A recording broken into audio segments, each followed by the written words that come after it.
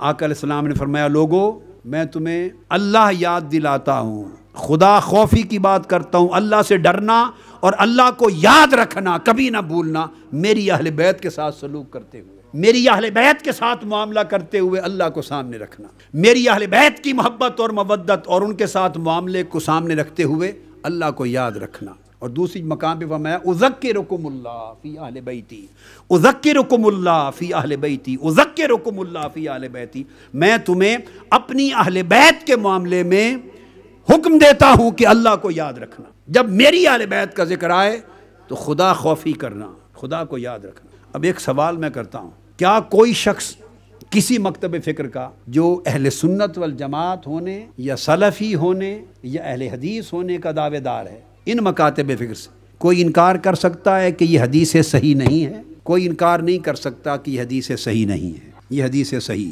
دوسری بات، کیا کوئی کہہ سکتا ہے کہ صحیح مسلم میں نہیں ہے؟ نہیں کہہ سکتا۔ صحیح مسلم حدیث نمبر 2408 مناقب اہل بیت میں یہ حدیث۔ تیسری چیز اب جو بڑی امپورٹنٹ ہے وہ یہ، مسلمان کا عقیدہ امام حسین کی اہل بیت اطہار کے نفوس قدسیہ کی بات نہیں کر رہا، حضور علیہ السلام پر تو ہے نا۔ کوئی ذکر حسین کا اگر منکر بنتا ہے، مودت اہل بیت کی بات کو اہم نہیں جانتا، محبت اہل بیت کے معاملے میں اس کی افس اور بٹس ہیں، ایک طرف رکھیں۔ آقا علیہ السلام کی انٹیگریٹی پر، حضور کے ذات پر ایمان تو کامل ہے۔ آقا علیہ السلام جب صحابہ کرام کے اجتماع میں، اب بات تو وہاں کرتے تھے، سامنے سامعین تو صحابہ ہوتے تھے نا، مگر پہنچاتے کس کو تھے؟ پوری امت کو پہنچاتے تھے، اور قیامت تک کی امت کے لیے۔ یہ جو قیامت تک کی امت کے لیے فرما رہے ہیں کہ میں تمہیں نصیحت کرتا ہوں کہ میری اہل بیت کے معاملے میں خدا سے خوف کرنا، آپ کیا اس کو اقربا پروری کہیں گے؟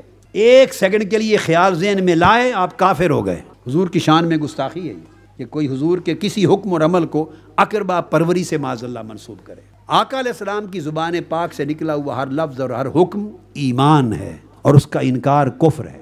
تو جب آقا علیہ السلام اہمیت دے کے 3 مرتبہ ریپیٹ کر کے امت کو فرما رہے ہیں کہ میری اذکرکم، میں تمہیں یاد کراتا ہوں، نہ بھولنا خدا کو جب میری اہل بیت کے ساتھ معاملے کا وقت آئے۔ جب یہ ارشاد فرما رہے ہیں بار بار، تو آپ اس کا معنی کیا لیتے ہیں؟ آقا علیہ السلام کا منشا کیا تھا؟ تو آقا علیہ السلام اپنی اہل بیت کے ساتھ محبت اور مودت کا منشا دے رہے ہیں، خدا کو نہ بھولنا میری اہل بیت کے معاملے میں۔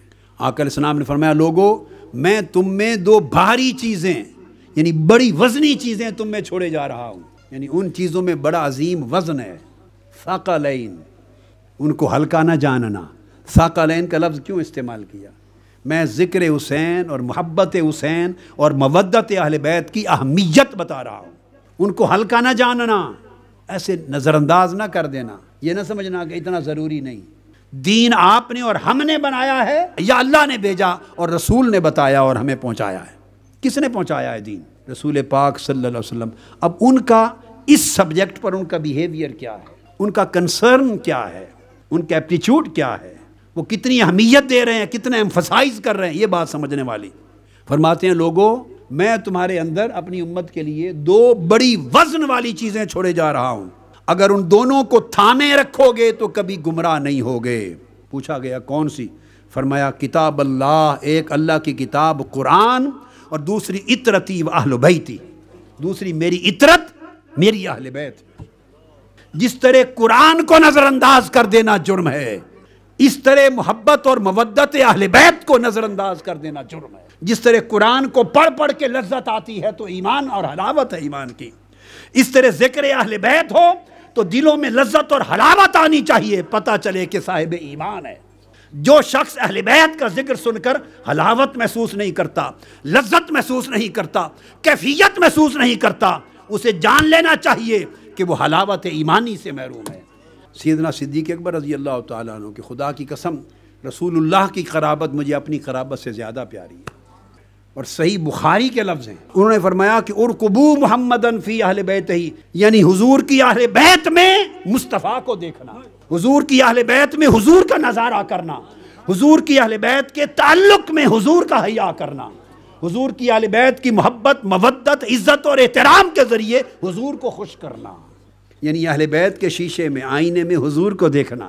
جب اہل بیت کے کسی شہزادے سے تعلق کا وقت آئے، علی شیر خدا ہوں یا سیدہ فاطمہ الزہرا ہوں، امام حسن مجتبی ہوں یا امام حسین سید الشہداء ہوں، زین العابدین ہوں یا امام محمد الباقر ہوں، جعفر الصادق ہوں یا موسیٰ کاظم ہوں، جب آقا کی آل پاک اور اہل بیت اطہار کو دیکھو، ایمان یہ ہے کہ ان کے آئینے میں تمہیں مصطفیٰ کا چہرہ نظر آئے.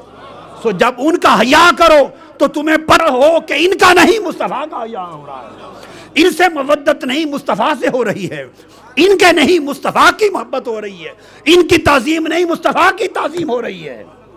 ارقبوا محمدًا فی اہل بیتہ، یہ صحیح بخاری کی حدیث صحیح سیدنا صدیق اکبر نے نصیحت کی اپنے دور خلافت میں صحابہ کرام کو.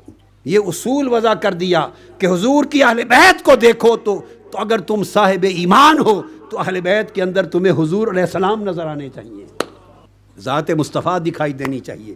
اہل بیت ایک آئینہ ہے، اس آئینے میں چہرہ مصطفیٰ دکھائی دے، اس لیے ان سے محبت حضور سے محبت ہے. اب یہ عقیدہ اہل سنت ہے. اب اگر ارقبوا محمدًا فی اہل بیتہ کی روش نہیں تو آپ کا تعلق صدیق اکبر رضی اللہ تعالیٰ عنہ کے ساتھ بھی کوئی نہیں، اور جو سیدنا صدیق اکبر کا نہیں وہ کہاں کا اہل سنت ہے؟ وہ خارجی ہے، بے ایمان، جسے حکم رسول کا حیا نہیں، وہ کہاں کا اہل سنت ہے؟ تمام صحابہ کرام کا، سیدنا فاروق اعظم کا عمل بھی یہی تھا، سیدنا صدیق اکبر کا، سیدنا فاروق اعظم کا، سیدنا عبداللہ ابن عمر کا، جمیع صحابہ کرام کا. حضرت عمر بن عبدالعزیز رضی اللہ تعالیٰ عنہ، ان کا طریقہ تھا، امام حسن مجتبیٰ کے پوتے تھے، امام حسن مجتبیٰ کے پوتے، ان کا نام تھا امام عبداللہ الکامل، حضرت عبداللہ بن الحسن المثنی بن الامام حسن المجتبیٰ. سیدنا امام حسن کے صاحبزادے، ان کا نام پھر حسن تھا، حسن المثنی کہتے ہیں. پھر ان کے صاحبزادے یعنی امام حسن مجتبیٰ کے پوتے حضرت عبداللہ، امام عبداللہ الکامل، وہ خود روایت کرتے، امام عبداللہ بن الحسن المثنی خود روایت فرماتے ہیں، اور یہ امام طبرانی نے مسند الکبیر میں اس کو روایت کیا ہے، اور امام حیثمی نے مجمع الزوائد میں روایت کیا اور فرمایا رجالہ رجال الصحیح، یہ واقعہ جو آ رہا ہے. اور امام حاکم نے مستدرک میں روایت کر کے اس کی تصحیح کی کہ یہ حدیث صحیح ہے. علامہ ذہبی نے اس کی تائید کی، صحیح ہے. حافظ ابن حجر عسقلانی نے الاصابہ فی تمجیز الصحابہ نے بیان کیا. الغرض اسی طرح امام بہقی نے مدخل میں بے شمار کتب میں وہ روایت کرتے ہیں کہ مجھے کوئی کام تھا، چھوٹے تھے اس وقت، عمر نوجوانی تھی، نوجوانی کی عمر، کوئی کام تھا تو خلیفہ تھے عمر بن عبدالعزیز رضی اللہ تعالیٰ عنہ، جن کو خلیفہ خامس بھی کہتے ہیں. میں ان کے پاس چلا گیا، انہوں نے فوری کھڑے ہو گئے، میری حاجت پوری کی، جو میرا مقصود تھا ختم کر کے، تو مجھ سے عرض کرنے لگے دست بستہ، کہنے لگے فقال علی اذا کانت لک حاجت فارسل الیہ او اکتب، آئندہ خدا کے لیے میرے پاس نہ آنا، کوئی کام ہو بس ایک چٹ لکھ کے بھیج دیا کریں، یا کسی غلام کو، بندے کو بھیج دیں، آپ کے حکم کی تعمیل ہو جائے گی. فإنی استحیی من اللہ ان یراک علی بابی، مجھے حیا آتا ہے کہ خدا کو کیا منہ دکھاؤں گا قیامت کے دن کہ اگر آپ چل کے میرے دروازے پر آئے.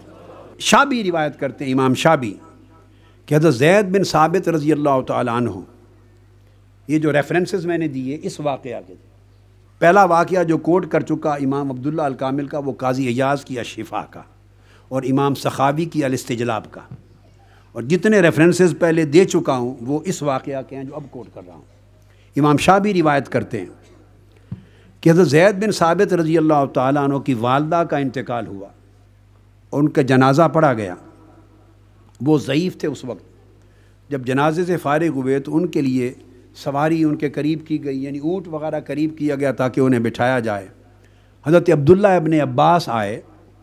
اب چونکہ زید بن ثابت جلیل القدر اکابر صحابہ میں سے تھے، اکابر صحابہ میں سے، اکابر میں سے عبداللہ ابن عباس حضور کی اہل بیت میں سے، خانوادہ رسول میں سے بھی تھے، اور صحابہ کرام میں صغار صحابہ میں سے تھے اس وقت حضور کے زمانے میں. یہ آگے بڑھے تو انہوں نے حضرت زید، یہ آداب اور احترام تھے، تو انہوں نے آگے بڑھ کر حضرت زید بن ثابت کے پاؤں کو رکاب میں رکھوانے کے لیے ان کی رکاب تھام لی. ان کی رکاب پکڑ لی، رکاب جس پہ پاؤں رکھتے ہیں۔ حضرت زید بن ثابت رضی اللہ تعالیٰ عنہ کہنے لگے کہ ابن عباس ایسا کیوں کیا، پیچھے ہٹ گئے۔ انہوں نے کہا ہاکذا نفعل بالعلماء، ہم علماء کے ساتھ ایسا ہی کرتے ہیں، کیونکہ وہ جلیل القدر صحابہ میں سے، اکابر صحابہ میں سے، ہم علماء کے ساتھ ایسا ہی کرتے ہیں۔ حضرت زید بن ثابت جھکے تیزی سے، اور وہ چھوٹے تھے عمر میں، حضرت عبداللہ ابن عباس کا پکڑ کے ان کا ہاتھ چوم لیا۔ فقبل ید ابن عباس، انہوں نے پوچھا آپ نے حضرت یہ کیا کیا؟